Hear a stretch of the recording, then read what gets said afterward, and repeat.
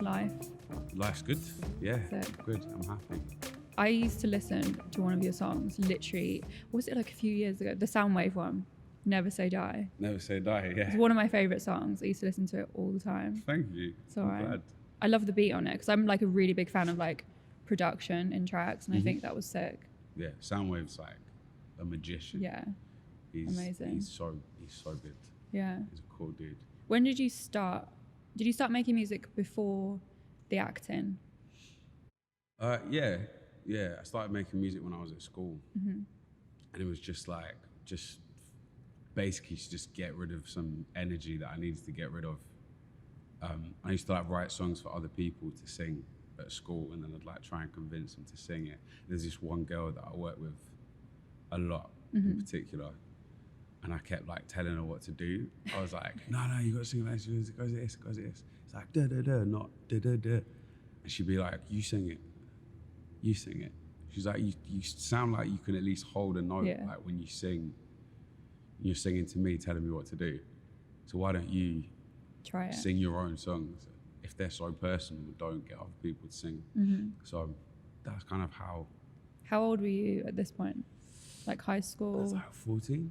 Oh, okay. 13, 14. What kind of songs were you writing at 14? Like really melodramatic, like neo soul was basically what I was doing. Really? It was like, yeah. Because all I was listening to was like Music Soul Child and like Bilal, Erica, Jill Scott. So I was just basically copying, replicating them. Yeah, Amy Winehouse. It was just like whatever like emotions or like whatever content, whatever the concept of a song was, I would just be like, well, what's my version of that?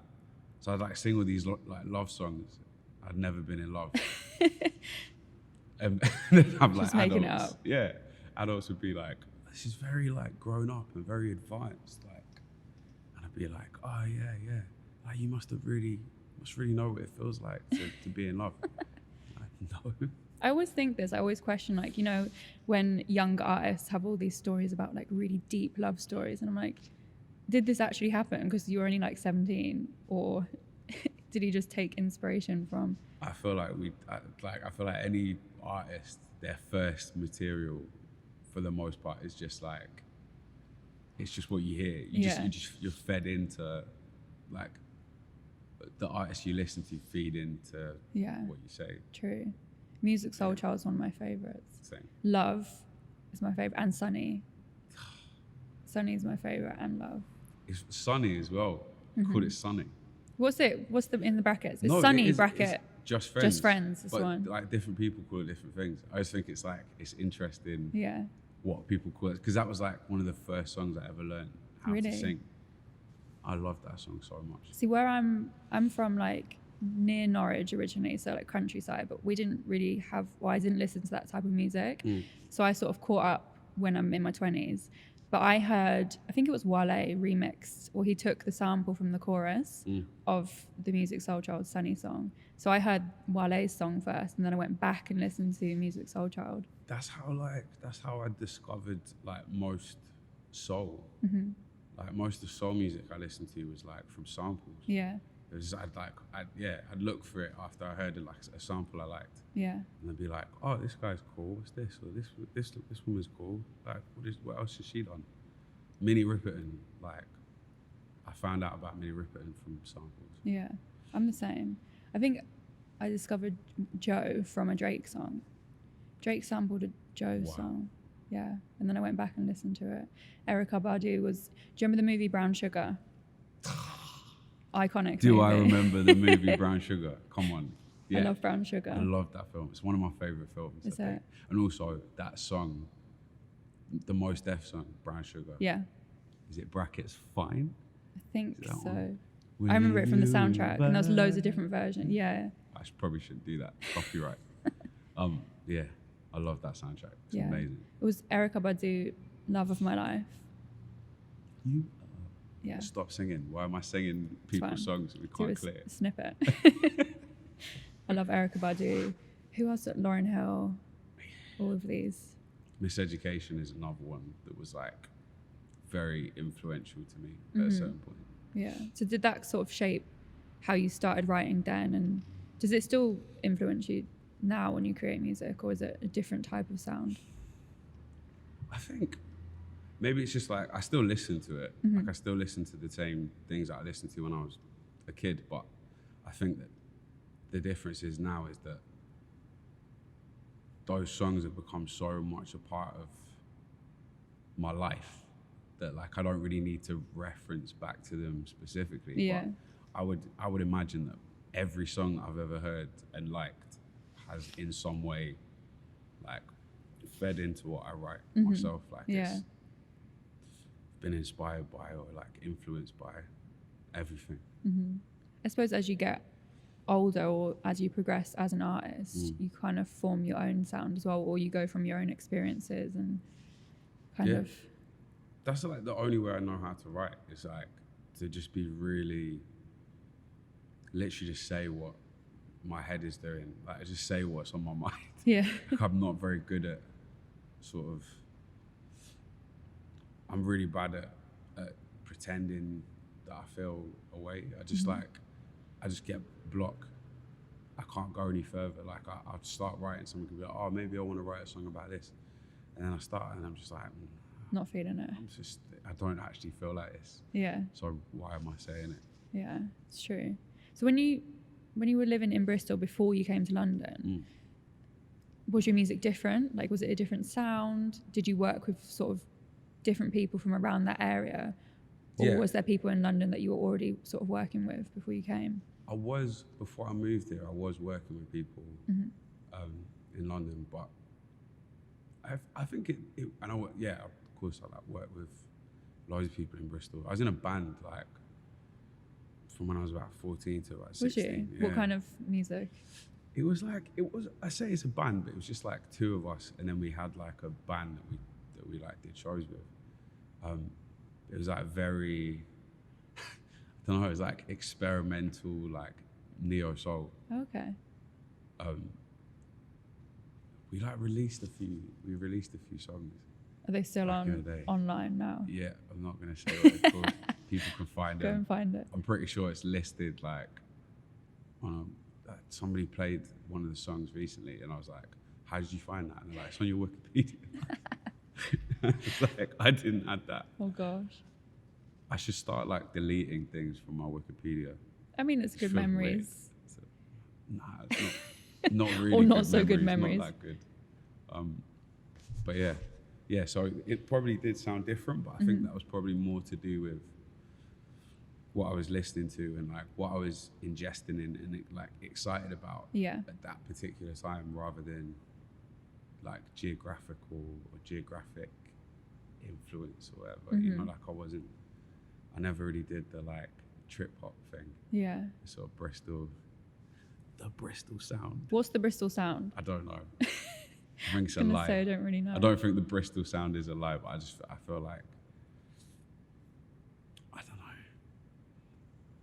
I feel like I've got this thing where I'm like, there must be loads of people in Bristol, and I only speak in terms of Bristol because it's where I'm from, that like make things that aren't Massive Attack or Tricky or whatever. And like those people are great, and I love to listen to them, but I was never interested in making that kind of music. And there must be loads and loads of like amazing singer-songwriters in Bristol. That are like, I don't sound like Bristol at all. I just sound like me. Yeah, just sound like your own person. Yeah. So how was it moving? You moved at 17, right, from Bristol to London. How was that? Because I've been through the same thing of moving from outside into London, and then I know lots of people that grew up in London, and it's kind of like a different experience somewhat, because you have to come here and find your way, because it's such a big place, London, especially as a creative as well. It's quite hard. It is. I feel like one of the things about London is it is a really big place, but you just find your little pockets, and then you just stay in those pockets. Like I was staying in like those like backpackers hostels. I stayed in one of them most of the time when I came up here. So I was like, that was in town. So I just spend a lot of time in Soho, just walk around Soho. And now if I need to get anywhere in Soho, like every single back street and I know a route to get anywhere in town now, because I didn't have money. Like, just had to walk everywhere. Yeah. Any money that I had, I saved to like go to the cinema or get the bus to work or like studio or whatever. So yeah, I feel like you just find your little pocket. Yeah. Did you know anyone from London when you moved? Yeah, I had family, like I had some family in London, and then I had some family in like Amersham, Chesham. Well, I've got some family now that are in like Chesham, Amersham sort of area. But I just needed to just do my own thing. I had people that looked out for me when I was here, which is good. Yeah. But like my friends that are my friends now are pretty much like the first people that I met. Yeah, I'm the here, same. you know? Kind of just like latch on to them. Yeah. Go through a similar new experience. friends. Yeah, literally. When did you start acting then, or was it just something that No, you was good at? It was acting that facilitated me moving here. Okay. Because I had a job in Bristol and I was going to college. But then I'd like audition for a show when I was at high school, secondary school. And I didn't get a part in it. But the casting director was like, I think that you'd be quite good at this. And I was sort of interested, but sort of not. Yeah. And I was doing like a film course in college, and I kind of decided I wanted to be like a writer director. Yeah. And she was like, the best film school you could ever go to is just being on a set. So that was kind of like the beginning, and then I got cast in a film called Adulthood. Like, I remember Adulthood. when I was 16. Was you? What character did you play then? I played the little brother of Noel Clarke's character. So I remember. Actually, I do remember. Aggie guy. I remember Omen. this. Because I remember when Kidulthood came out, Yeah. when I was really young, and then I think Adulthood, I must have been sort of 15, 16, going to the cinema in Norwich to watch Adulthood. It's a good movie. It is it is. I remember, for me, it was such a surreal thing, because I remember when the film came out and I was like too young to watch it, and it was like this thing that was like everyone had to see it. Yeah. And then, I got cast in the sequel, and I was like, I don't know what this means. This is weird. Like I hadn't at that point like committed to being an actor or anything. That was not really something that I really thought of as like an actual job. It's just something that was fun. So I pretty much moved after that. I was just really lucky that It's a good one of your first roles to do. Yeah. It's a big movie. Yeah. It was like I got cast. They made like a pilot for the film. Yeah. So they shot a scene, and it was like probably 6 months to a year before I heard anything after that. So I just thought it was gone, and like they cast someone else. I just assumed they had. Yeah. And and then that just changed my life. Yeah. But I had been like coming up to London with my manager for music stuff and doing sessions, seeing what I sounded like, trying to work out what my sound was. Yeah. Singing in like an American accent for quite a long time. Yeah. Singing. It sounded like I said sanging. It did. I sang. I sung. I singed. I Not sang. singed. Sang. That feels so Bristol. Sang. I sang. I sung. Sung. I'm confused now. I used to sing in an American accent, and then I was just like started listening to like Lily Allen and Yeah, because I would say Amy Winehouse. when you sing, I hear a British accent now. Anyway. Yeah, I do. Like, I don't think I've ever. There's a few things that are available that people can hear me sing. This like weird American transatlantic accent. But one of them was like a song that I did for the Adulthood soundtrack, which I didn't write. It was like Plan B wrote it, but he wanted me to sing how he wanted me to sing. So I was like, okay. Just go along with it. But I feel like he was actually, after I did that, he was one of the people that was like, hey, you should sing how you speak. Like, be yourself. So yeah. It's weird because when you sing, it literally sounds exactly the same as your talking voice. Whereas there's some people, they sing and when they talk and it's completely different. Yeah. Because some, like, what's a good example? Like Billie Eilish, for example. She's Yeah. got like this very, very soft voice. And when she talks, it's like, obviously not whispering. Yeah. Very quiet. But I think there's like, I don't have any like, I've got no shade for people that like sing differently to how they speak. Yeah. Because I think maybe it's like that their singing voice is like a side of them that they don't get to like exercise a lot. Mm-hmm. So it could be like, that's like their inner voice, or like that's what they actually sound like. Yeah. But I think for me, because I write so specifically, or just at least so like personally, it feels weird to me to sing it in somebody else's voice. I'm Yeah. like, Because it is your voice, then you're talking on your experiences and your feelings. So I think I kind of write how I talk as well. Like I write lyrics how I speak. yeah. That was a really poorly constructed sentence to say that. I write lyrics how I speak. I write lyrics how I speak. I write lyrics in the way that I speak. And that's probably why they kind of sound the same. Yeah. After adulthood then, what happened? Carried on with music, more acting. What did happen after adulthood? It's a blur. It's all just a blur. What happened after adulthood was I turned 18 and just went on a bit of a mad one Yeah, as you do. for a couple of years. I was working, like I acted in things, I did like things that I enjoyed. Where did you enjoy. work? What, as in Like, when I was in Bristol? no, when you moved to London, like how did you make money? I could, from acting. Oh really? I had like a really good run. Oh, that's I good. was I was really lucky. I would get pretty much every audition I went for. I think there's like one job I didn't get, just for that little window of time. Yeah. So yeah, I literally would like finish a job and I'd start a new one sometimes like a week later, sometimes a couple good. weeks later. So the more of them and it was like, they weren't particularly well paid Yeah. acting jobs because I was like young. Starting out. Yeah, but they were enough to keep me here. Mm-hmm. And yeah, but I really miss my job. And in fact, I miss my job sometimes. I'm really lucky to be like, to have my job be, this is my job. Yeah. Like making music's my job, acting's my job. But I really love working in Virgin Megastore. I think I can say Megastore because it doesn't exist anymore. I remember them. It's not a JD No. competition. Virgin Megastore. Yeah. I remember them back in the day. It was such a good job because you're just like sitting amongst, I spent my whole day like working around like films and music and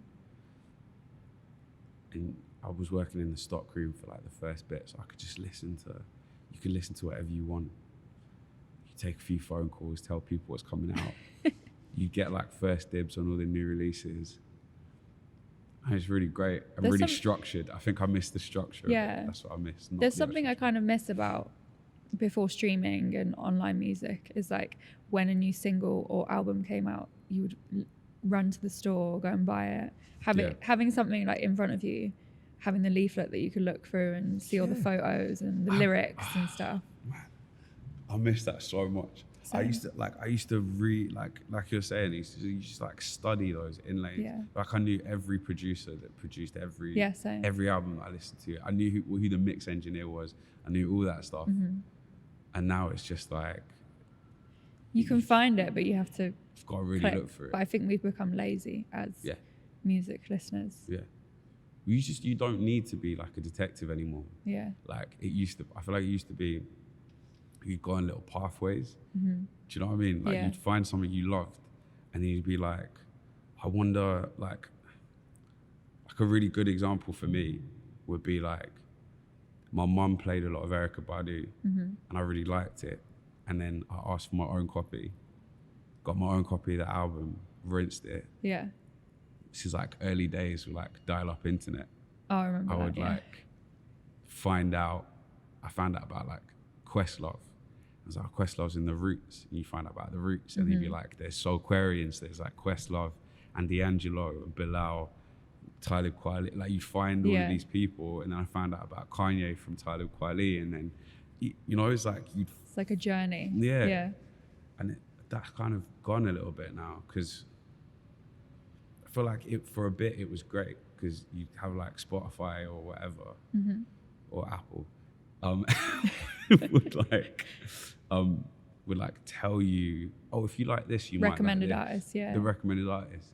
But now I feel like it's a little bit, it can be a bit skewed sometimes, because there's so much. It's overwhelming, because I really love albums, so I'm like, I love listening to like a body of work, and then I'll be like, oh, what else have they done? So I'll go back and listen to it. But now it's like, I think we are so accustomed to having so much music, and people releasing new music every Friday, for example. It's like New Music Fridays. We don't have time to properly digest what people are saying in their music. Or we just pick out our top 3 and add them to our playlist, and then the rest of the album kind of just gets pushed to the side. Yeah. But I feel like it might just be a generational thing. Do you know what I mean? Maybe. Like, as in, I think a lot. I think like that. I'm just like, oh, it's kind of devastating that everything feels so disposable now, and everything feels like it's just like there, and then it's gone, and then there's new stuff, and it's hard to keep up. And like, I'm a big proponent of like albums. I want to make albums. Like, I don't just want to throw out songs. But something that's really, like, I was thinking about this the other day, something that's really great about an album is it's like a time capsule, and it like, I feel like it captures a certain like period in an artist's life. Yeah. And actually, maybe if you're writing a song, getting it mixed, and then putting it out within like a week, and then you do that again a few weeks later, and you still have that time capsule. It's just, it's in smaller bites. Spontaneous, yeah. Yeah, like maybe it's not that different at all, and maybe people were saying the same thing, you know, when CDs came along, and then when the internet came, like, you know? Yeah, it's true. Like, we might just be old now. We might. I think we're just old. Yeah, we're just the generation that's like, you whippersnappers with your singles. Get with the times. I know. What are your favourite albums ever then? It's hard. It's really difficult to like just pick. I think I've got like 3 or 4. So wait, do you want like top 3 or top? Top 3, let's go. Okay, top 3. Yeah. For me, I would say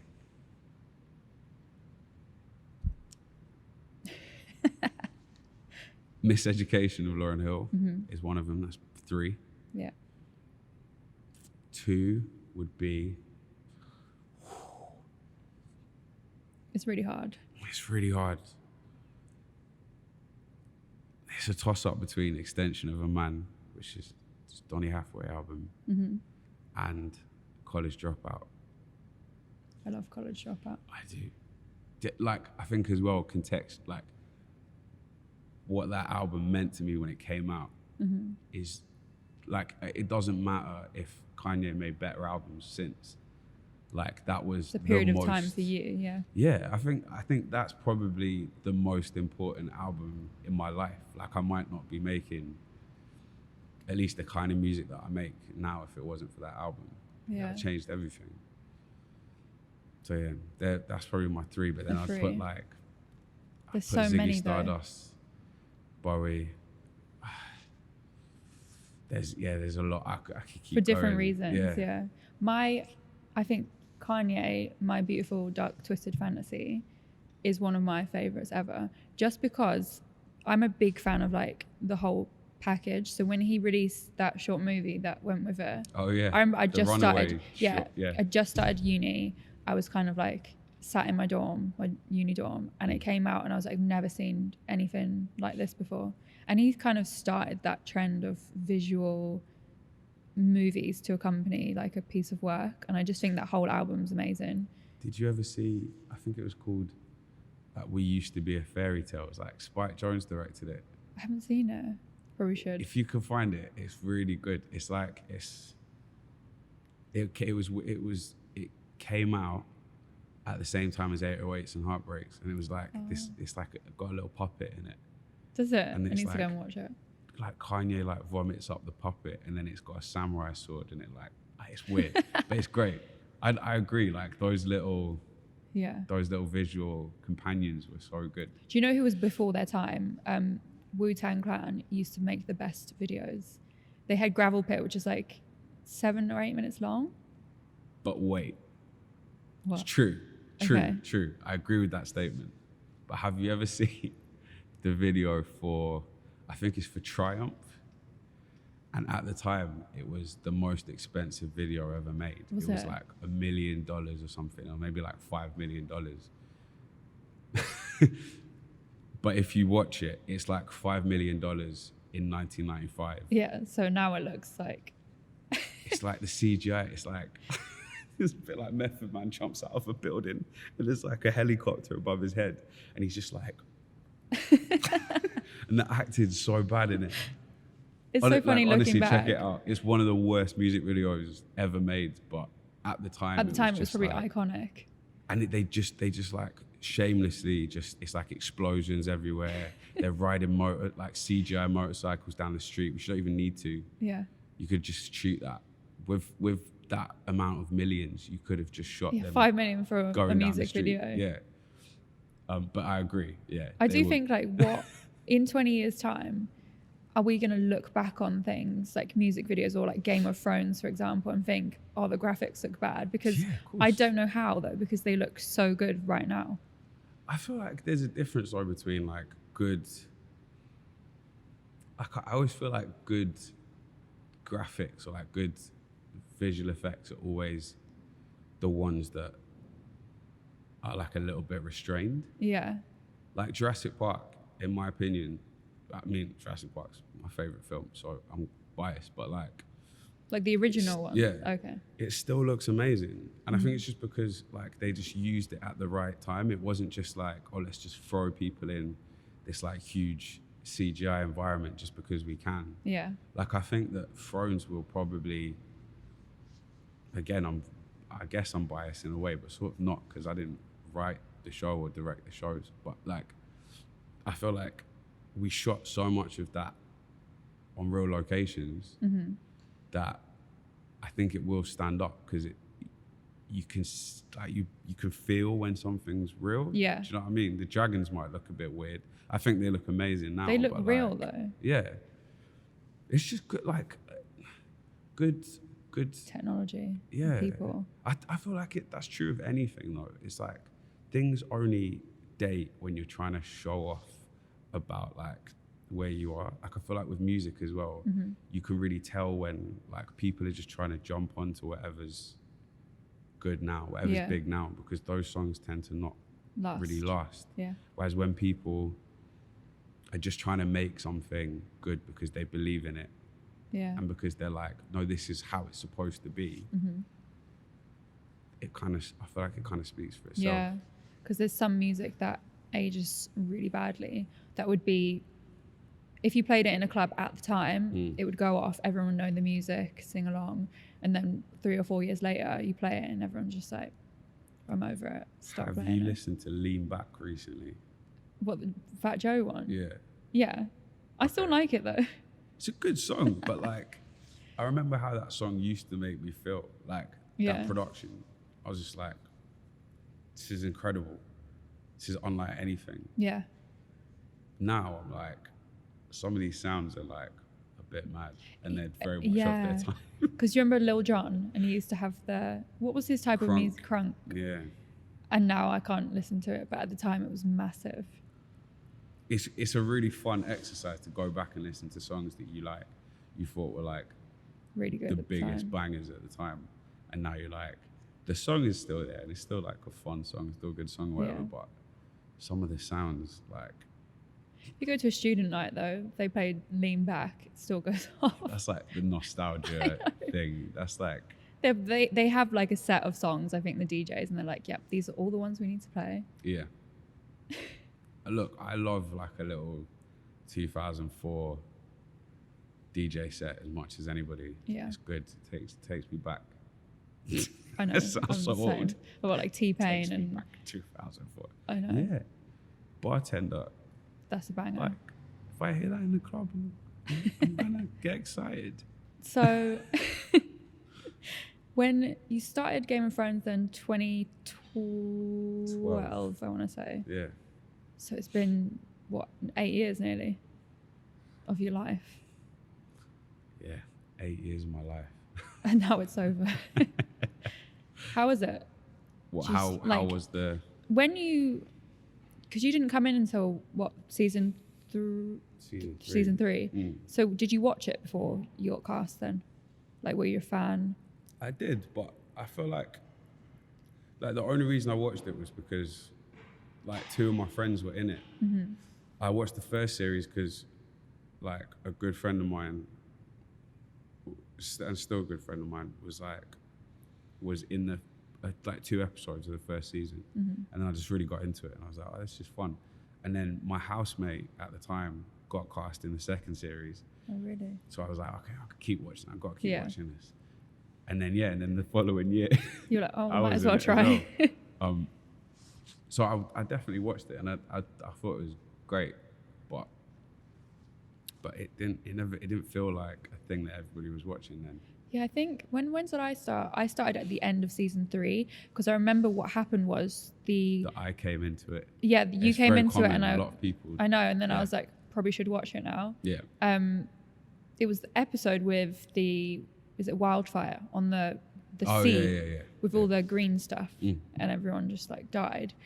And I think a few people started watching it and they were like tweeting about it and I was like, oh, what's the show? Mm. So then I went back and watched the first 3 seasons and then since then obviously watched it since. But then I think it's really in the past like 3 or so years everyone seems to just... I think as well because there was like a year off. Mm-hmm. And that like gave people enough time to catch up, Yeah. but also like gave people enough time to get wound up. Mm-hmm. Like it's been 4 years since my first album. This is like on a different level, obviously, but like it's been 4 years, and like I feel like the longer I leave it, the more wound up people are getting, which is good in a way. Yeah, suspense. But it also leaves quite high expectations. Yeah. But yeah, it definitely felt like the last few years have been a bit mad. Yeah. With Thrones, but it was cool. It was like it was a really, I'll never forget it. Like Yeah. it will be a really important part of my life. But I felt ready to do different things. I suppose it's hard because people who are fans of Game of Thrones are probably like hardcore fans, but you don't want to be defined as Grey Worm from Game of Thrones forever because you do other stuff. Yeah, but I feel like I've just sort of resigned myself to that a little bit now. I'm just like, do you know what? It's fine. It just doesn't matter. You can't really have any kind of influence on how other people see you in that sense. Obviously, like you can be a nice person or like a good person, but in terms of perception, I just don't care anymore. Like it's fine. If that's what people know me for, then it was a thing I did, and that's cool. Like, what a great thing to be known for. Like a really. It's one of the best TV series ever. Yeah, that's if cool. not the best. So. Yeah, that's like a cool thing to have been a part of. And if people know me for music or like my music as well, then like even better, because that's something that like I worked on really hard, but there's nothing I could do. Do you know what I mean? Like yeah. I sound really defensive in the way I say that. I'm like, no, it's interesting though to hear it from your perspective, because I've struggled with it before. Where I've just been like you really, the thing that I'm like, that I will like be known for the rest of my life is something that I had really like no hand in creating, but like I make all these things, and like the thing that people want to talk about is something that like a part that you played. Yeah. I think like I struggled with that for a long time. Like my ego struggled with that, but now I'm just like, that was a really cool thing. This is a cool thing. my life is cool. I'm happy. I'm like. And if anything, it could, on a positive note, people finding you from Game of Thrones, then it could intrigue them. They could go and find your music and then see like, what else does he do? Yeah. If they stay for music, then that's good. I guess that's the thing, is nobody listens to something twice that they don't like. That's the other. I used to be really like, I don't want people to like come to my music because of Thrones, which is so stupid because you can't like stop people from doing anything. Yeah. But I was like, if people stay and keep listening to me, then that's because of the songs, not because I don't think my music sounds anything like my character in Game of Thrones. No. So. But You know. I mean, I found your music because of Game of Thrones, but I liked your music, so Thank you. it works. So I think definitely there must, if I'm one person, there's going to be hundreds of thousands more. So acting or music, which one? There's other things that I do as well. I think that's the thing, is I'm like, I just don't want to. I don't want my life to get. I don't want my. I'm not worried about my life getting stale, but I don't want my work life to be stale. So I like to do lots of different things. Like acting serves like a really unique function in my brain. Music is really important to me and serves a really unique function to me and to my brain. But like I write as well, and I still want to direct, and like I make my music videos, and like that is like also creating, another thing. Yeah, I just need to make stuff. I like recently had this thing of like, somebody asked me like, why do you make things? And I was like, if I don't make things and I like break things, like that's kind of the pathways I think that my brain takes sometimes. It's like, I get really frustrated, and like when I was a kid, I used to like put my hands through walls and like bang my head against the wall, like just mad stuff. Because I'd be frustrated. Yourself, I just didn't have like an outlet for what I needed to like express or whatever. And like I said, getting rid of that energy, and I kind of need to make stuff. That's my only answer to the acting or music question, which is like, I get asked that every... Yeah, I was going to say, you must get asked. I get asked that in the street by people. I'm just like, I don't know, man. Just want to be creative. Yeah. Yeah. I just want to get this energy out and just like hopefully put it to something good. I don't know, make things that people care about and that you care about as well. Yeah.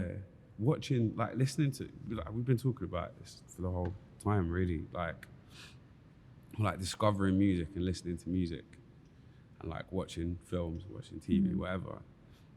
It's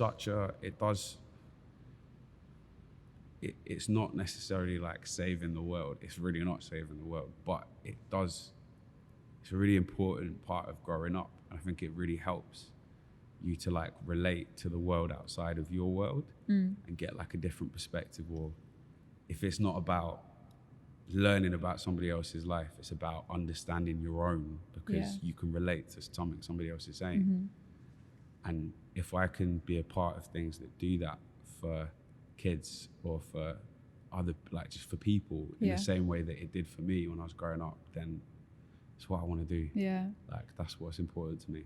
I think music's so important for people to relate to, like have something that's easy to listen to but speaks to you. I think that's one thing I love about music, because as I said earlier, like where I'm from, people don't really listen to sort of like hip hop or R&B or anything. But for me, I found it was like an outlet for me to connect to different types of people and learn about different cultures and different people's experiences and stuff like that. So I just think I agree with you in the sense that it's like so important to have music and to have meaning behind things, as opposed to like I love like hits that are on the radio and stuff like that, but that serves having a function as well. Like that has a purpose as well.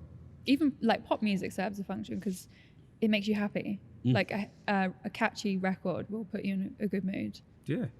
I've been a snob, like for years I've been a proper snob, and like particularly about films, but sometimes about music. And actually, yeah, starting to see that sometimes you just need to be taken away from your own brain. Like the music that I write, I just like to say what's on my mind, and it's sometimes it's probably quite like triggering for people or quite difficult. I don't know.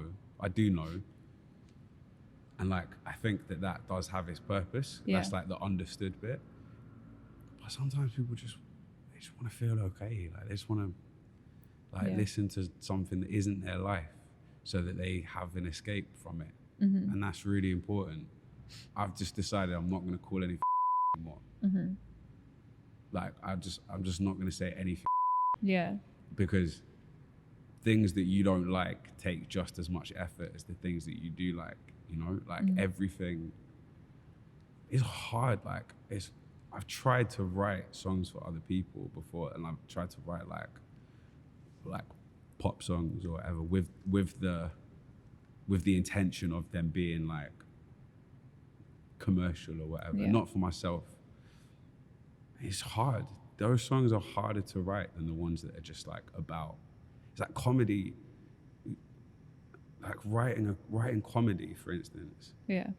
It's so much harder than writing drama, but it's like seen as more disposable. And I think it's kind of the same thing with anything creative. Like it's really difficult to make something for a lot of people. It's probably difficult to make a hit record because if everyone could write a hit record, then all songs would be hits. And everyone would be rich. And everybody would be singing. And everybody, of course. But it's, just be like, I don't know. I decided I'm just going to be like, it wasn't for me. Yeah. At least you tried. Than it's bad. Yeah, exactly. Someone's going to love that, and that's good. So going forward then, like, new music is coming. Yeah. I feel like. Yeah, it is. I can finally say that with like confidence. Yeah, exactly. Yeah.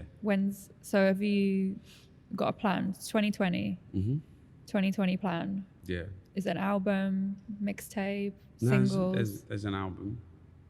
There's my manager's over here, and he's like looking at me like, don't say too much. Just careful, because I have overpromised, I think, in the past, and not met deadlines. But beginning of the year, I've shot a video already for this album, so that means that it's happening. It's happening. Yeah. So the video will be out in the first month of the year. January. Excellent. I could say January. Yeah. The first song from the album. Time in the Tree's already out, but like, there's first a song piece of coming new out music. Yeah, exactly. It's exciting. I love music videos, so I do. I want to know, like, as a creative, obviously you make the song. How important is the video to a song? I used to be like, well, you have to have a video for every song. And now I'm starting to realize it's very expensive. Music videos are really expensive. We're not Beyonce. Yeah, exactly. But I think it's like, I've never understood, like, when you hear this like amazing song and then you watch the video and you're like, this is dry, or like it doesn't match. Like, I kind of feel this way about artwork as well. It's like, if you're gonna write music and you're gonna put it out, then you want to make sure that like the video and the artwork and your live show all tell the same story. Yeah. Like, there's no point in putting all of the effort into one thing and then like kind of dropping the ball elsewhere. Yeah. So I just need to admit, like, or just need to accept that I'm a control freak, and I am, and I'm just like, same. I always have been with like videos and stuff. I'm like, I want this video has to articulate the same thing the song articulates, otherwise I've failed. I think, it's so important, because with some music videos, I'll watch it and it's like a really meaningful song, and then it will just be something completely different because for some reason they've gone in a different creative direction and something. But they're so important to, like, if someone doesn't understand the message of a song, then it can illustrate it to them in a storyline or different actions within the music videos. So it does baffle me sometimes when I see music videos. There's a balance as well. Like you have to, like I've always got in my head, like with a video, you've got to be careful about like not telegraphing what the song is about too specifically, because you want people to still be able to like, that thing you're saying that you like a song can be really meaningful and then you watch a video and it doesn't match. Like I feel like you can also make a really great video that's too specific and then you can ruin the song for someone. Like I kind of hate talking about what my songs are about because I'm like, once I've released the song, it's not mine anymore. It belongs to whoever's listening to it, and it's up to them to feel how they feel about it. So you have to be careful with videos. A good point, actually. To like not ruin someone's message. Yeah, because it is interpretation. This next video, I might. You might have. We'll see. I might have ruined it. Oh well, I'm looking forward to it. Thank you. Looking forward to the album. Yeah, me too. It's been what you said, 4 years. Well, it's been like 3 years. I put out like an EP of new music the same year as I put my first album out, and I'm still really proud of it. In my head, it's like a little mini album. Yeah. But yeah, first full album in 4 years. Amazing. No pressure. Excited. No pressure then. I kind of don't feel pressure anymore because I love it. Like, it's a really nice feeling when you like something enough that you're like, look, if people don't take to it, then at least I feel like I've said what I needed to say and what I wanted to do. So I'm proud of it. Yeah. I love it. That's good. I want to hear it. I'm excited to hear it. But yeah, thank you very much, talking with me about sea monkeys and music. Furbies. Love a Furby. You know they brought them out again like a few years ago, but nobody really cared. No one cares. Tamagotchis, they were the ones. I love Tamagotchis. I had a Pikachu one. It lived for like 2 days. I hate you. Why did you want the Pikachu one? I really wanted a Pikachu Tamagotchi. I had Pokemon. Yeah, the Game Boy. How mad is that? You'd be like, I want a Pikachu Tamagotchi, but I have Pokemon, the game. The game. Where you raise a Pikachu. It was more like, it was your pet. Do you know what I mean? Pokemon was my favourite. So. But yeah, thank you so much for joining me. And this has been In the Duffle Bag podcast. See you guys next time. Bye-bye.